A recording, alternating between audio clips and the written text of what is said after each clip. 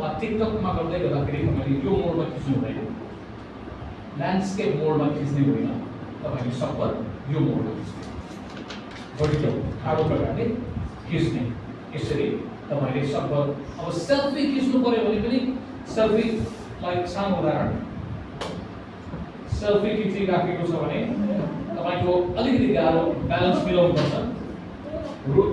यसरी सम्झनालाई चाहिँ गाह्रो छ, किनभने यो गाह्रो पर्ने मात्रै यसले हेडरुम बढी आउन सक्छ। यसलाई त जस्तो छ त्यस्तै सब्बर तपाईँले लाइभ गर्ने हिसाबले गरेको राम्रो, एडिट गर्दै नपर्ने हिसाबले गरेको पनि राम्रो। त्यसैले तपाईँले पहिले नै दिमाग लगायो भने त्यो फ्रेम याद गर्नु पऱ्यो, लाइटिङ याद गर्नु पऱ्यो, कि फ्रेमिङ लेभल कहाँ गर्नु होइन, यो प्रकारले गरेको। त्यसपछि तपाईँले अर्को एउटा याद गर्ने, तपाईँले कुराकानी गर्दै गर्दाखेरि साथीहरू आज म यो जग्गामा छु, तपाईँले यो गर्दै गर्दाखेरि घुम्यो भने तपाईँको अनुहार चाहिँ सबैले देखिहाल्छ, तर पछाडि सिन घुमिरहेको हुन्छ, मान्छेलाई त्यो मनपर्छ।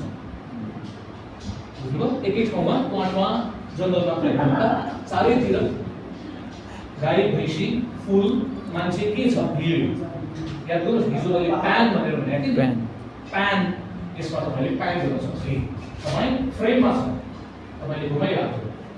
अब पर्फेक्टली हो कि त्यतातिर जाँदा लाइट आइरहेको छ, यहाँ लाइट आएको छ, बिगाइरहेको छ, तर धेरै जसो तपाईँ यो अवस्थामा मोडमा छ भने मिल्ने अवस्थामा, तर तपाईँले त्यो पहिल्यै याद गर्नुपर्छ।